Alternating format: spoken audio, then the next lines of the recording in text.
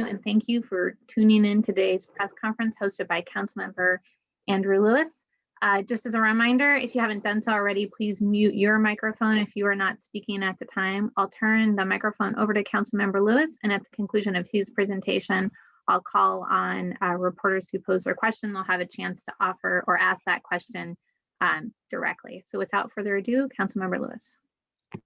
Dana, thank you for queuing that up, and I want to thank everybody on the panel as well as all the journalists who have joined us today.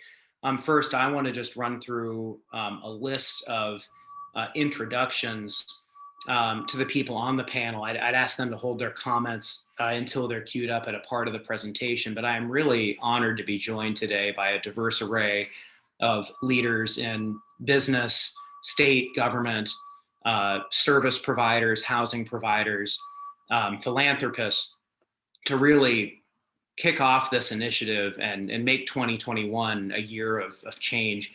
I want to thank Dana Barr for being here from the South Lake Union Chamber of Commerce, Representative and Speaker Emeritus Frank Chop, Duncan Vloderchak from ANI. I want to thank Judy Pidgett, local philanthropist, George Scrolla, former homelessness advisor to the Office of the Mayor, John Scholes, director of the Downtown Seattle Association, Rebecca Almo, who's stepped up to be one of our donors, Hattie Rhodes, whose life was really changed from a tiny house and can really attest to that here today. And of course, Sharon Lee, the operator or the director of Low Income Housing Institute, who has operated most of the tiny house villages in Seattle over the last 5 years. And I really appreciate everyone for coming forward here to kick off this initiative, because there's lots of things that divide us in Seattle. And last year we saw a lot of disagreements between the council, between the business community, between the mayor, between labor, sometimes between the council members ourselves.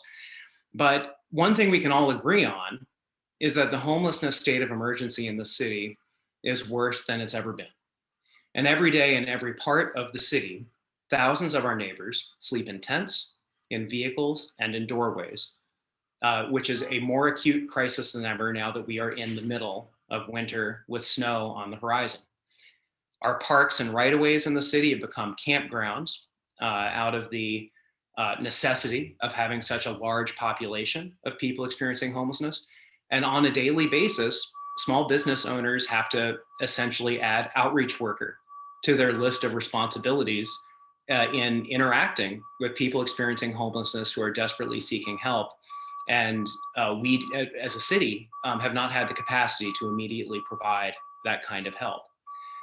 Nothing about this is inevitable.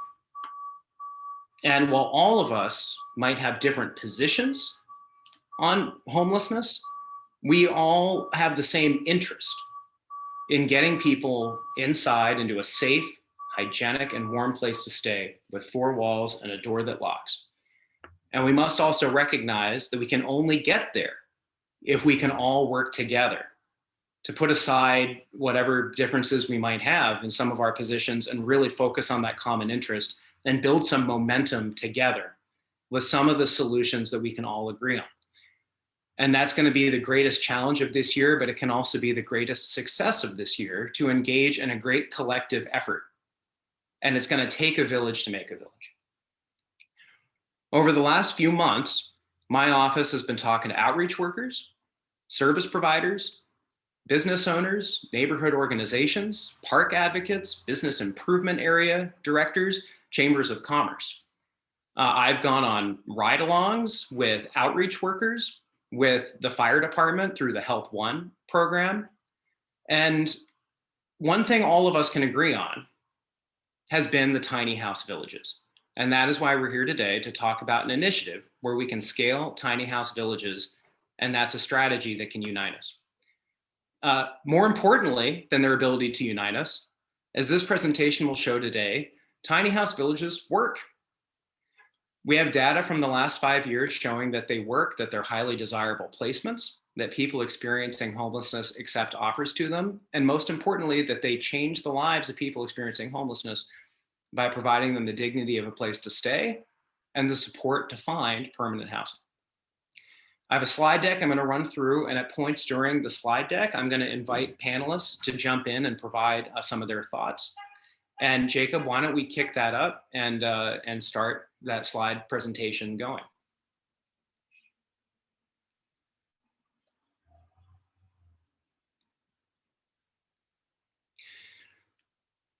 So the name of this initiative is It Takes a Village.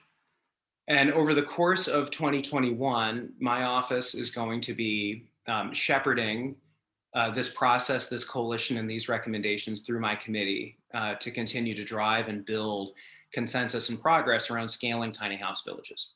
So Jacob, next slide.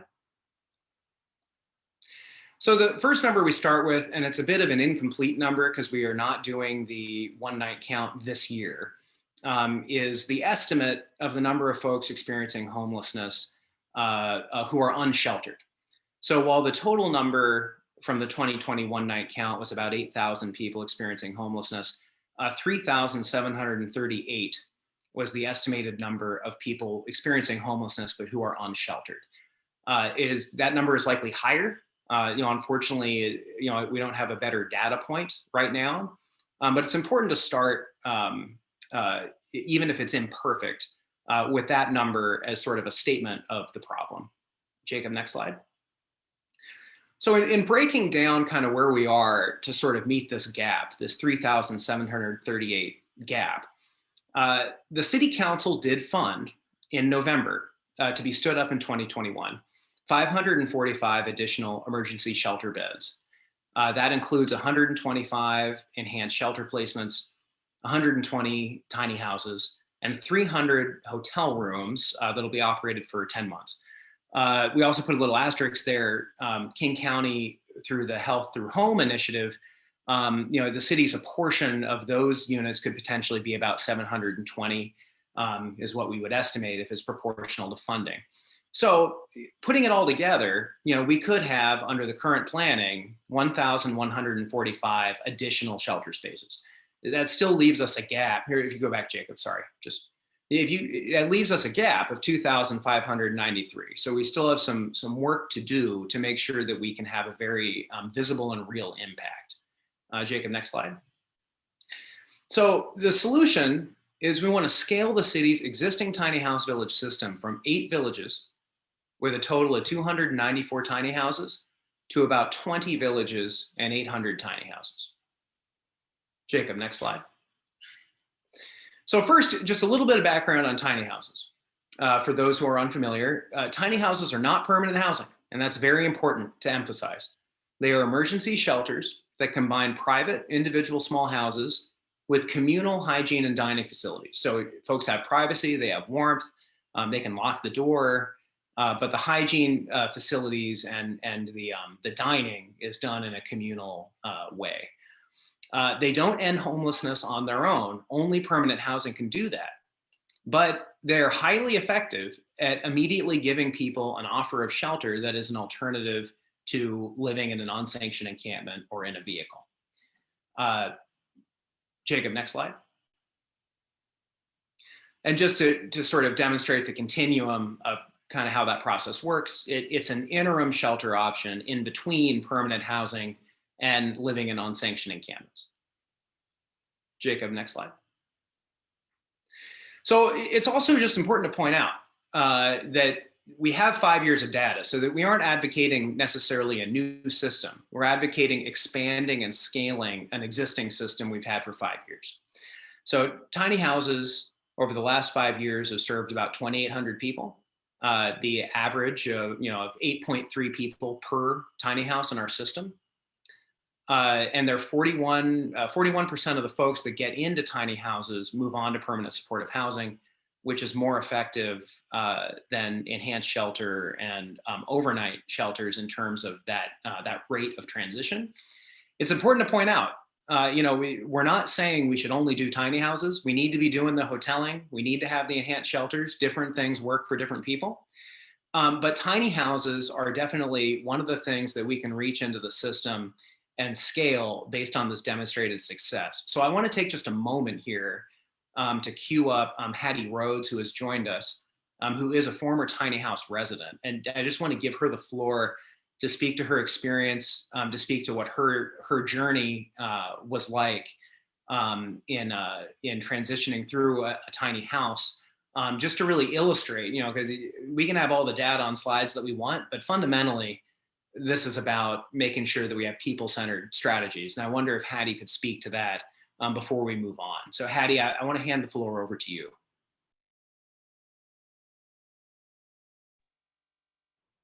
Hello. I wrote down a couple of my thoughts just because I'm a little bit nervous, and I just didn't want to forget anything. So my name is Hattie Rhodes, and like Andrew Lewis said, I used to live in one of the tiny house villages here in Seattle. I became homeless after my restaurant job ended. The restaurant closed. So I tried to keep my apartment as long as I could, living off of savings, but eventually I ended up, going behind and losing my apartment. So I assumed it would be a brief moment, just a little blip, and I'd find another apartment, but it ended up being years. So my partner and I both had jobs downtown, and so we started camping near the jail. And I became familiar with the urban rest stops because that's where I would go to get my showers and do my laundry. The libraries were extremely important because didn't have any power, so I had to go there to charge my phone. Living in a tent seemed safer, and it allowed my partner and I to stay together than the traditional shelter model. But I'm going to tell you that living in a tent in Seattle, especially in the winter, is miserable. Having to get up and put on wet clothes, knowing that you'll never really fully feel dry, is not very fun. And in the end, I started to lose hope. But some people that I had been camping with let me know that there were some houses available or coming available at one of the tiny house villages. Kind of gave me a heads up, and so I asked around to see if I could get in, and I feel so lucky because I got in, and there was this cute little cabin that brightly colorful, and it was all it was mine and my partner's. That was our little place, and it was warm in the winter. It was so much easier to be out of the elements, and suddenly I kind of felt like I could think of a future again. The other thing that's really important about the tiny house villages is there is that communal space, and that really does bring in a sense of community. Being around other people who are sharing the same struggle is important. You suddenly don't feel like you're the only one. You don't feel so alone. And you help each other through a lot of the small problems and the trauma of being homeless. The case managers being on site is such a phenomenal resource. They're the ones they're so awesome. They helped me find housing, which I felt like was such an insurmountable task. They just made it feel they were just so reassuring, and they just made sure that, like every step of the way, no, you're doing great. This is perfect for you. And so, here I am, I'm in my own apartment, and it's wonderful.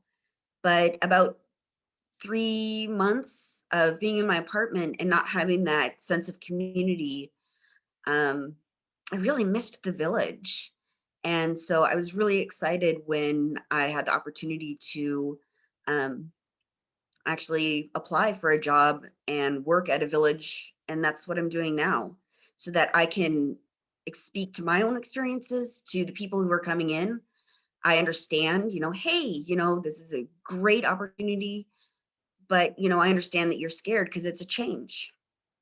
And I want to help everyone who is in a tent or at the tiny house villages already, I want them to realize what I realized, and that, you know, there's a future ahead for everyone. And the tiny house villages are really the easiest way to do that. When you're not cold and you're not worried about your next meal every day, well, it's a lot easier to start thinking about the bigger picture. You know, hey, I can get a new job. Hey, I can, work on getting actual housing. I have a future again. Patty, thank you so much for sharing that. Mhm. I really appreciate you coming here and relaying that that really critical story about what tiny houses have meant to you, and that you continue to give back to in working with Lehigh is really fantastic. And Sharon, before we move on, I want to queue up and give you an opportunity to jump in too. Maybe just talk a little bit more too programmatically about from running these villages for the last 5 years, what kind of case management is available? What kind of services? What have you learned over the last 5 years, and what could the future look like with tiny houses from that perspective? Yes, thank you. So I think what's special about tiny house villages is that when people come to a village and have their own tiny house and they can lock the door, they really feel safe and they can bring their belongings. Oftentimes we hear that people avoid going to a congregate shelter because they are afraid to fall asleep because their belongings might disappear or they have to carry their belongings around all day. And so a tiny house makes a huge difference. And what Hattie said is that every village has one or two social workers or case managers on site. And they are there specifically if you've lost your ID, they will help get your ID, they will help find your social security number, they will sign you up for health care, education, and probably more importantly, housing navigation. So, it's very difficult to just expect that, oh, you can apply for housing and it just appears, right? You actually have to wait someplace. So, where are you going to wait? You might as well wait in a nice, heated, tiny house. And until your Section 8 comes through, or until your an apartment opens up, or until you get to the front of a waiting list. So the case managers also helps with employment applications, job applications, and it's been phenomenal how many people get work because they feel they can shower, they can do their laundry, they don't have to spend all day looking for where to do their laundry, and so they can go to work directly from a village, and then plan on their future, like Hattie said. I think what's important about in terms of the community relation is that many of the villages have 24/7 staff, including overnight staff. And also there's a community advisory committee. So there are neighbors from, like, let's say the business association, the neighborhood group, church groups, and the community advisory committee meets monthly, and they sort of adopt the village, each village, and they talk about, how people are doing, are there enough donations? Are there enough blankets? Can we bring you some more food? And they also track how many people get into housing, how many people go to work, and so it's been a mutual beneficial relationship between the village and the neighborhood, and so we've been actually very, very happy with the amount of support we're getting from neighbors who have been very, very helpful. So the village, each village has a code of conduct that's you have to follow the code of conduct. And if someone, violates the code of conduct, there's what's called, progressive discipline, right? People get reminded to, clean the kitchen, or, do social, COVID, physical distancing. I mean, there's a lot of, reinforcement that's like peer reinforcement. So you are a community and you depend on your neighbors, you depend on the other residents, and you depend on staff. And so that's why I think we are so happy that there's such a good exit rate to permanent housing. There's also a good exit rate to people reuniting with their family or friends. Let's say they've been estranged. And then we also provide transportation. So once someone finds low-income housing, or we help them find low-income housing, we'll help pay for, first and last month's rent and security deposit, or, credit checks, things like that. So there's financial assistance, as well as helping them move, pack up their belongings, and get some furniture for their new place. Sharon, thank you so much. And I might ask you some more questions as we run through here. So I appreciate you and Hattie kind of queuing that up to just do a little bit of information about the tiny house villages before we sort of round out the plan here. So now it's time, let's get down to brass tacks on what we're going to do to get more tiny house villages. So Jacob, can we go back to the slides? All right, and Jacob, can we see the next slide, please? So moving forward, tiny house villages are pretty affordable relative to the impact that they have, which, as we just heard, is considerable. Startup costs range from $400,000 to $600,000 to do the one-time capital costs, depending on the suitability of the site. We'll just flag, they tend to err more on sort of that $600,000 side. So for our plan, we assume that every village we do would cost about as much as the most expensive village we've ever done. That won't necessarily be the case as we look at sites, and some sites will be more suitable than others and easier to convert. The operating costs are fairly fixed at about $800,000 a year for the case management and services that Sharon just talked about. That is fairly consistent with sort of per person case management spending in permanent supportive housing. So it is very strong, robust case management that gets good results. Jacob, next slide, please.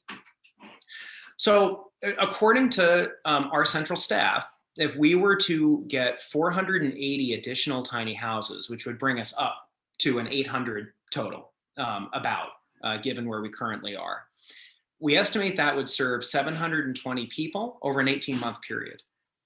That would essentially double what we're expecting to get from our partnership with King County around the 720 health through housing placements, which would be significant. And it would cut our shelter gap to 1,873. I am saying here today that I passionately hope that by the end of 2021, we can be looking at going from a gap of about 3,738 to a gap of 1,873. It would be a really remarkable achievement for us as a city, and I really think it's attainable. Just to sort of underlie the need, I wonder, John from Scholes from the DSA, in terms of what you're hearing from your ratepayers, what you're hearing in the community about the need to really stand up some kind of place that we can be giving folks shelter, and just the necessity due to the impact of the current state of chronic homelessness on public spaces, on public right-of-ways. I wonder if you'd like to maybe jump in at this point and provide, share a few words about the urgency and about how this initiative can really help to bridge this gap. Well, thank you, Councilmember Lewis, and thank you for the work you're putting into this critical initiative, and thanks to Hattie for sharing her story and her journey.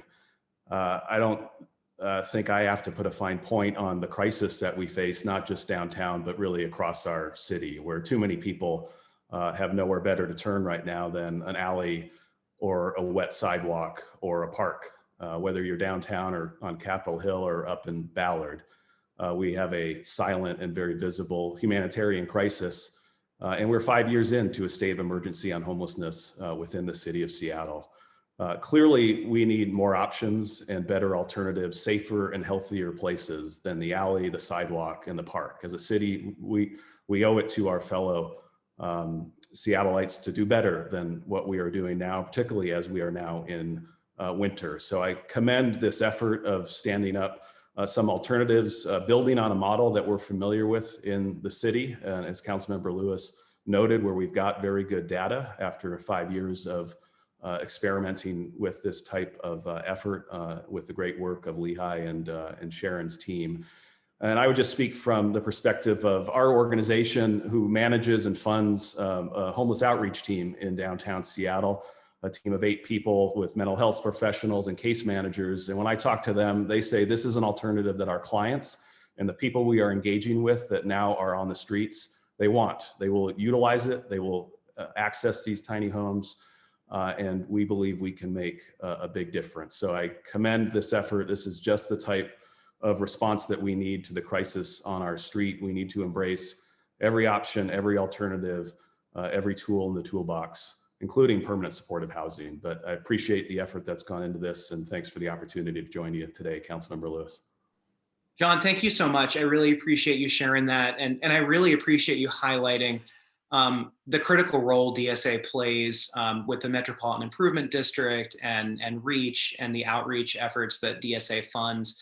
And I appreciate you sharing that information from those outreach workers that this is a desirable shelter option that people reference, that they want to utilize, and that we need more of. So Jacob, can we jump back to the presentation, please?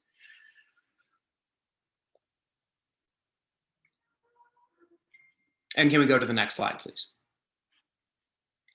So I've divided this into a two-phase plan in terms of how I am thinking we can accomplish this over the course of this year. For the first phase, to try to get 240 new tiny houses, we can match existing city resources that have already been appropriated in the budget in the fall, last fall. And I say quickly, I mean that in the, like relative, to maybe some other things, so we'll see how quickly we can do it. But to establish 6 new villages of 40 tiny houses each, hopefully in the first half of the year, but we're all gonna have to come together to see if we can make a timeline like that happen. But it wouldn't require any additional appropriation if we can raise some private money, and I'll talk about that later. The second phase of this plan would be to appropriate additional sitting resources if we have a supplemental budget in the summer to match some additional private funds or potentially state funds to establish 6 additional villages of 40 tiny houses each by the end of 2021. So ambitious plan, but achievable if we all pull together. So Jacob, next slide, please. So in just breaking down these phases, the first step would be to identify 6 suitable sites for new villages. And, siting is something that has to be done in close collaboration with the mayor's office, with communities, with the Human Services Department, and we stand ready to do that. And, aren't looking to be too prescriptive on siting, but definitely want to, be part of identifying some new sites and pushing to get them stood up. And then once we do those site assessments, we'll know the capital cost for these potential villages. We can raise that capital cost, and then we can do the contracting with providers for the case management and wraparound services. Jacob, next slide. Just to put in perspective, and this is just a just a map of public and nonprofit land around the city. Just by illustration, there are sites owned by Sound Transit, owned by the city, that could potentially be used to host a village. We're going to have conversations about this as a city to determine, what sites would or would not be appropriate. But it's just important to start by taking stock of, what public land is out there, what nonprofit land is out there, and then what kind of partnerships can we form. Jacob, next slide. So the fundraising goal, and we've got a lot of great guests that have joined us here today to talk about our initial progress on this, which is the most exciting part of today's presentation. But it's important to note that we are not proposing anything that is crazy and revolutionary. Lehigh has solicited private fundraising goals in the past to do the capital expenses on a number of their villages. We're just proposing coordinating, organizing, and scaling an existing practice that has been successful in the past. These are companies that have donated in the past to Lehigh initiatives. And we have some folks on the line now who are going to be joining by kicking off this effort in this particular campaign. And so I want to start by introducing Duncan Vloderchak, who represents Ani, the real estate and development group, who has had a number of projects in the city of Seattle. And I want to hand it over to Duncan to talk about Ani's interest and their collaboration, which has been greatly appreciated, to kick this off and really start us moving down this collaborative path of building a coalition between the private sector and providers to come together and solve this crisis. So Duncan, if you would take it away, sir. Yes, thank you very much. Thank you for having us here, Councilmember Lewis. And I just also want to thank Hattie for sharing that powerful story. You know, I think it really puts things into perspective of what it means to, it's not just an abstract problem, it's an issue that unfortunately, even though Ani is new to Seattle, relatively new, we're not new to this issue. I mean, we operate in multiple large and medium-sized metropolitan cities around North America, and this is a problem everywhere. And so, you know, we originally decided to invest in Seattle because we think of it as a premier city. And I think an important part of that is knowing that being part of a premier city or being a premier city isn't just about, you know, great downtowns and, you know, great projects and mixed use developments that add a lot of vibrancy, but it's also about taking care of your most vulnerable people. And that is a problem we see, and those are programs we try and be a part of elsewhere. And so I really want to commend you, Councilmember Lewis, and as well as Sharon and everyone else who's really drove this initiative forward. It is one of the most sort of innovative and collaborative programs that I'm familiar with, given the different markets that we operate in, especially because it really focuses on building that collaborative approach, building that village, as it were, between city government and the private sector. You know, Ani Group, we understand we're a family-owned and operated company. We believe in investing and being a part of the communities that we do business in. And this is just a great initiative. And we're very thrilled when we were approached with the idea of potentially being a part of this. Ani's initial contribution, as I understand it, will be roughly equivalent to, I think, about 40 units, which I think is about the size of one of the camps, one of the homes we're trying to build in South Lake Union. But we know, you know, and that will improve the lives of lots of people, hopefully people like Heidi, who will be able to, you know, get out of the current situation they find themselves in and transition into a new home like yourself. But we also understand that this is just the beginning. And again, to use that phrase, it takes a village. So in addition to the contribution that we're going to make pledge up front here, we've also committed to being part of the ongoing fundraising efforts, whether that's a fundraising committee or what have you, to sort of work with our other partners and other colleagues in Seattle and the greater Seattle area to try and raise more funds to help solve, or we'll do our best to solve this issue. So I'm really thrilled to be here. I'm happy to answer any questions, but really I just want to close by saying, you know, I really, again, commend and applaud this commitment from you, Councilman Lewis, as well as everyone else who's a part of this partnership, because it really does mean that we can better leverage all our resources together to tackle this really important issue. And if there's anyone in the private sector who may be listening to this now, or maybe watching it later, feel free to reach out to us, and if there are any questions about how we went about this, why we did it, because it really is an important issue that we hope to continue to support, obviously today and moving forward. So with that, I'll turn it back over to you. Duncan, thank you so much. Alma, Rebecca Alma, too, I want to cue you up in a second, so you're on deck, just to note. But Duncan, I really appreciate not just the pledge from Ani, but also the ongoing servant leadership that Ani is going to show by helping us to do more outreach, to build this coalition, to bring people together. This is exactly the kind of energy and the way that we're going to solve this. And Ani's leadership is going to be a critical part of this. And I really look forward to working with you further on this. Thank you so much. Rebecca, I want to turn it over to you. I appreciate you joining us here today and talk about your interest in this initiative. Yeah, I was very interested in the tiny house villages from the very onset, many years ago, actually. And we made a large contribution to Lehigh, which we said keep over there until we can leverage it. And our best efforts, we ran into no political will. So we kind of put it aside for a little bit, and we can't thank you enough, Andrew, to lead the foray here. And you know, I thought we could raise the money, but we didn't at that time by ourselves. So thank you very much, Mrs. Pickett. I know, and again, we're gonna working together. We finally have the political will, we have the data.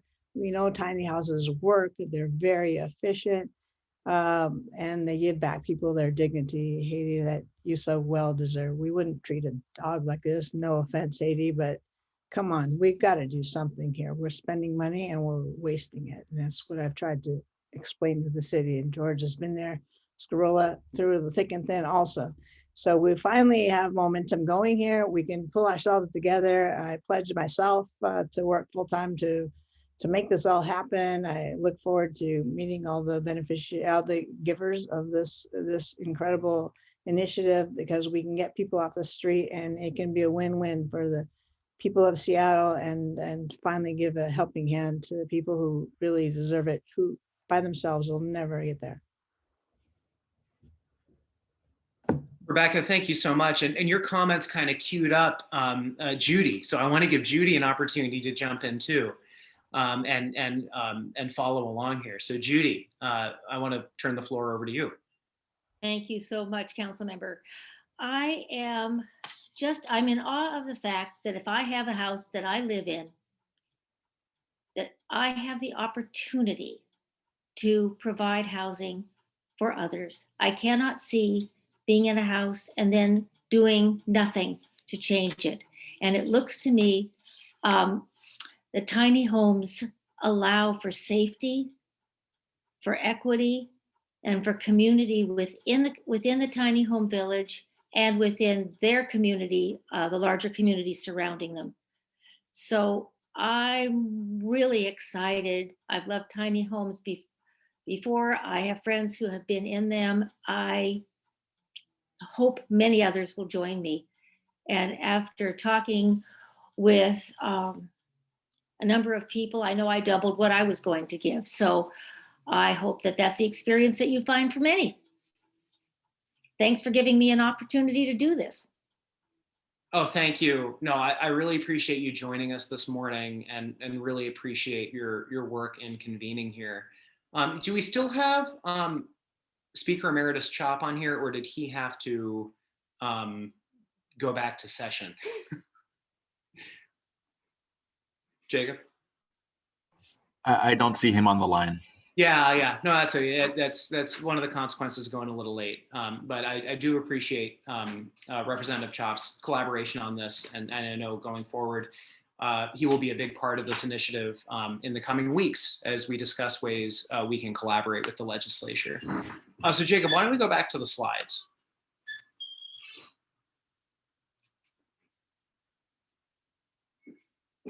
And next slide, please.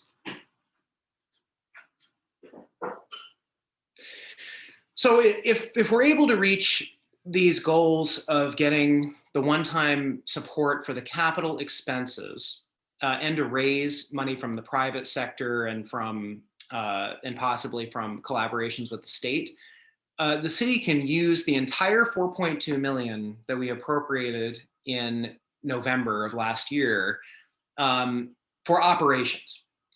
And that would be the way that we could stretch that value even further. And this can be done without any additional appropriation of city resources. Jacob, next slide. So for the second phase of this plan, that would be from the summer onward, we would try to repeat the process, but also see if we could appropriate in a supplemental budget in the summer an additional 4.2 million of city money to get that additional operating cost. In total, that would represent 9.6 million or so of additional operating expenses that we would have to commit to going into 2022 to keep all 12 villages operational. Next slide. So we wanted to end this with a call to action on how folks in the general community could get involved with this. Reach out to our office. It takes a village, and that means you too, and we look forward to working with you to have this great collective effort to make a difference in the city. So one of them is identifying sites. Our office is aggregating prospective sites. And to be clear, submitting a site does not guarantee we're going to use that site. That's going to depend on us, working with the Human Services Department to determine the suitability or appropriateness of a given site. But we would note there is a property tax exemption for hosting tiny house villages.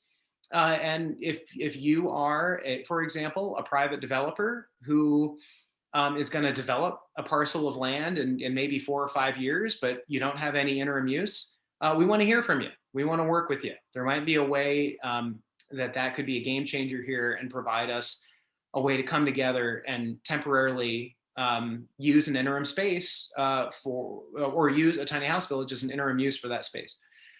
Securing private contributions. If you're a board member or an officer of a charitable foundation or a corporate board or civic organization, reach out to us. We'd love to come and pitch this initiative. We'd love to talk about ways we can plug you into this plan. And if you just want to stay informed, if you want to figure out how to volunteer to support, stocking or constructing the tiny house villages, if you want to sign up so we can send out email updates about legislation related to this, so you can advocate for it as an active resident of the city, send us an email. And so all these emails, send them directly to me, andrew.lewis@seattle.gov, and put "It Takes a Village" in the subject line, and we will work to get you involved. We need to all come together and build a great collective effort to confront this challenge. And I am so thrilled by the folks who joined us here today and look forward to continuing to discuss this over the course of this year. So with that, Dana, I will turn it back over and I will answer questions here to close it out. I know we're going a little bit over, but I will stay as long as 1:30. And if panelists want to stick around, I am happy to do that. Or to cue them in as appropriate based on the questions. Thank you. We have 2 questions initially. The first question comes from Kevin of SEC Insight Blog, and the second question will be asked by Matt Markovich of Como TV. Kevin, you had posed a question in the chat, and I'll let you ask that directly. If IT can unmute him so he can speak directly. Okay, can you hear me now? Yes, thank you. Okay, great. Yeah, so thanks for all this information. I just want to sort of clarify the math on something. So your slide said 480 tiny homes equates to, if I understood it correctly, equates to 720 shelter spaces. And I was a little confused. Can you just clarify so what that means is basically we expect we expect more than one person to be living simultaneously in a lot of the tiny homes. So, is there a sort of a standard ratio you guys use for sort of estimating the average number of people who stay in a tiny home? And just sort of, correct me if I'm wrong in my understanding of what you're trying to say here. Yeah, Kevin, I'm sorry. Maybe that could have been worded more clearly. What we mean to say is that over an 18-month period, we expect that 720 people would move through 480 tiny homes. So that number is based on the current pass-through rate that we see from when people go to stay in a tiny home. They're not supposed to stay there as permanent long-term housing. People are expected to work with caseworkers and move on to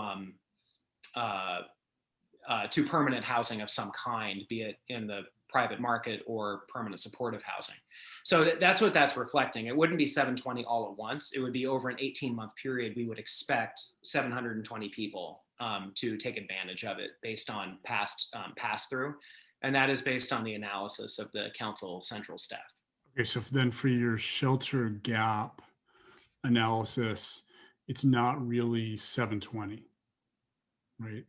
It's something less than that, acknowledging that there are some tiny homes, as we heard from somebody earlier in this. There are some tiny homes where more than one person stays, but the closing the shelter gap isn't quite 720. If you guys have a better sort of understanding of what that really is, please let me know. I just want to make sure I sort of get that right. Yeah, well, to be clear, we estimate it would sort of close the shelter gap to that extent. In terms of people passing through over like an 18-month period, but I understand what you're saying. Yeah, you described it. You described the shelter gap as basically the number of units that we need, number of beds that we need overnight, right? Yes. So that would more accurately be 480. But what we were just trying to display is the nature of what the tiny homes fill, right? I mean, they're not meant to be permanent housing, so we expect multiple people will move through them over an 18-month period. But I think what you're getting at is the number of like physical beds, right, would be 480. But we did want to convey, based on the data that we have, that we would expect over 18 months, they would be utilized by more than 480 people. And that is important information for us to convey. Thanks, Kevin. The next question comes from Matt Markovich of Como TV, followed by a question that will be submitted on behalf of Hannah Scott of Cairo Radio. Matt, go ahead. Thank you, Dana. Councilmember Lewis, can you explain where this fits in with the Homeless Authority? I mean, I know it's behind schedule. They don't have a CEO, but the whole idea behind it was that things like what you're talking about here would be under the auspices of the Homeless Authority. And this looks like just kind of expanding what the city of Seattle is already doing with its funds and trying to get matching funds from private donors to expand the tiny house villages. But where does this fit with the overall strategy with the Homeless Authority? Yeah, no, that's a good question, Matt. I mean, part of co-locating our contracting personnel for the county and the city is going to be making sure that we're reducing redundancies in contracting for this kind of service. I mean, just to point it out, King County is operating in my district a modular shelter similar to a tiny house village in Inner Bay that is being operated with King County money and being operated by Catholic Community Services. So, King County is currently doing some of their own kind of tiny house and modular shelter kind of projects. City of Seattle is currently operating 8 of these tiny house villages. Over time, once we completely consolidate these authorities, all of that contracting is going to be co-located and come out of one authority. But that still hasn't, that transition still hasn't been completed. So I would expect that once it does, we would consolidate it. So these villages that King County is operating and the villages that Seattle is operating, they would all be merged into one large shelter system rather than having 2 separate contracting authorities. That's sort of a wonky answer. But there's nothing that says that the city of Seattle cannot be moving forward with our own shelter initiatives. Indeed, we're standing up 300 hotel rooms and 125 enhanced shelter spaces that will have the same considerations. So I think that where I'm just really coming from on this is we need to be moving very quickly and intentionally as a city, given the scale of the problem. But this will be, as we transition into the co-located regional authority, these will eventually be under that umbrella. And just a quick follow-up in terms of siting, are you relying on the typical public spaces that the city of Seattle owns, or are you hoping that somebody will come forward and donate land instead of cash to have these places exist? Yeah, a combination, right? So, I mean, I'll just say right now, Councilmember Peterson did a lot of great work with Sound Transit to secure a site that's at 45th and Roosevelt in the University District. That would certainly be one of the sites, I would imagine, under this proposal. But we want to make sure that we're getting, a big old list of sites that can be a mix of public, private, nonprofit, faith-based, and then really work with communities, work with the mayor, work with the Human Services Department to really figure out what the best sites would be. And a big part of that, as far as I'm concerned, because I'm a big advocate of saving money, is we should look at what sites can we pick where we can get the lowest possible capital cost, and also have sites that are convenient for transit, for services.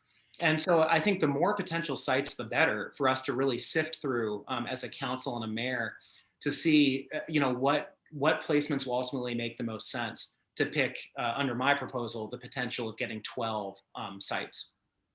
I just want to say that we are opening a village in Skyway, which is outside of Seattle. So there is there is a movement afloat to open more tiny house villages in King County outside of Seattle. Thank you. The next question comes from Hannah Scott of Cairo Radio, and I'll read it as delivered, and a question following from Mark Stiles of the Puget Sound Business Journal. So first, on behalf of Hannah, she writes, what specifically might you need from the legislature for your plan? Any chance of the need for progressive revenue, and are you confident in private donors? Well, I would say this first off, answering the second part first.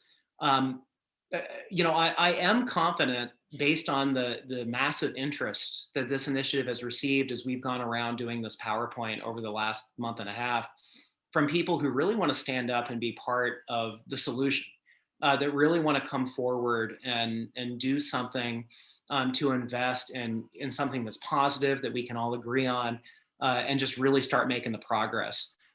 So I do think, as was demonstrated here today, where we had people testify who in the aggregate are providing around $1 million in pledges, I think that proves the concept of what we're trying to do. I do think that part of that capital one-time money can come from the state.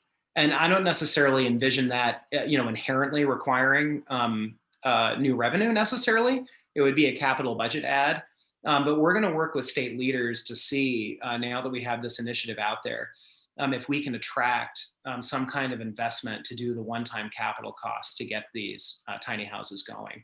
I'll leave it up to them in terms of how they're getting the money. But if there is a partnership that's potential, we need to be thinking regionally, and thinking regionally means that other governments will share the burden with the Seattle taxpayers. I do want to, this is Sharon, I do want to say that we do have one donor, anonymous donor, who has put in a challenge grant of $500,000, and she would like people to match it. So I think that'll be something we can all work together on. And I think in terms of the state did have a wonderful program last year called the Emergency Shelter Grant. And the Emergency Shelter Grant allowed for some new tiny house villages to be opened. And so we're hoping that the state legislature will pass that bill again to allow for enhanced shelter capacity and tiny house villages. Yeah, and the last thing I would add to that too, we cannot forget the big assistance and lift that more permissive FEMA reimbursement signed into executive order by Vice President Biden, by now President Biden, former Vice President Biden, is going to have on this initiative as well. So there's a lot of potential ways we can get to yes on this. I think the important thing is just making sure that we keep the progress going here and keep the momentum going. Thank you. The next question comes from Mark Stiles of Puget Sound Business Journal, and he asks, how much of the $3.6 million in private funds has already been raised? And aside from Ani, who are the largest donors? Yeah, so far we've raised, as I said earlier, around $1 million, but that number actually kind of went up yesterday from some more donors that contacted Sharon. So I would let maybe Sharon go ahead and say some of her donors. I would say that Ani has been the most prominent of our corporate donors so far, not only in committing to donate a sizable contribution, but also to kicking off sort of our coalition building and fundraising and really taking this on as a advocacy project. But I'll let Sharon speak to briefly some of the donors that she's lined up as well. And we could, Mark, it might be best if we send an email with the exact number, because of some late breaking commitments, it might have gone up a little, but I'll turn it over to Sharon real quick too. Yes, we want to thank the donors who have already made a pledge. We've, including money from Ani, there's been 1.4 million that has been raised. And we have Judy Piggott, Rebecca and Eli Almo, John Meisenbach, and Walsh Construction Company, and Wincote Foundation Northwest, and then an anonymous donor of 500,000. And this is Dana with the South Lake Union Chamber. I want to jump in and add to that, business associations and chambers like ours are connected with hundreds and thousands of businesses, organizations, small and large, across our region. And we're going to be reaching out to our over 200 businesses to challenge them to come to the table with some more funds. We're confident that that's going to happen. And I would challenge all of our other business leaders and chamber and business association leaders to do the same with their businesses and their members. And Dana, I'm so sorry. I apologize that I didn't cue you up for comments earlier. Would you actually like to just take a moment and make some remarks? Because I just want to share to everybody here. Part of what really kicked this off is Dana approached my office back in late November, really intent on saying, look, let's figure out a way we can work together on the crisis that we're seeing, particularly in South Lake Union, particularly at Denny Park. And from those initial conversations, we were able to build this coalition. And I just want to thank Dana for that work. And I want to give her, I want to give you an opportunity, Dana, to expand a little bit more, because I really appreciate your leadership on this. And I'm sorry I missed you earlier in the runner show. It's okay. Go ahead. Yeah, thank you, Councilmember Lewis. It's so exciting to be a part of this. And when we first came to you with this idea, we just, you know, like I said, we represent over 200 member businesses and organizations in the South Lake Union neighborhood. And so many of them have come to us, you know, just really desperate to help our unsheltered neighbors within our community. But all of us kind of feeling a little bit helpless to be able to do anything, knowing that no one of us can do it on our own. And people and organizations just not really knowing where best to put their efforts and their help. So that's why we came to you to say, you know, let's collaborate. You know, we've got all of these private organizations that are ready to step up, that want to do something, but they can't do it on their own. They don't have the resources and the skills to provide all the things that Lehigh does and that the city can do in these wraparound services. But what they do have is money that they can donate. So we were just really confident that a public-private partnership like this could be successful. And I'm just so thrilled that it has turned into, thanks to you, Councilmember Lewis, and your office staff, that it has turned into this citywide project and program that can help so many more people than just those in our community. So thank you for all of your work. Thank you. Okay, Dana from Council Comms. Yes. Are there any more folks that have questions? Yes, our final question today comes from Scott Greenstone of the Seattle Times.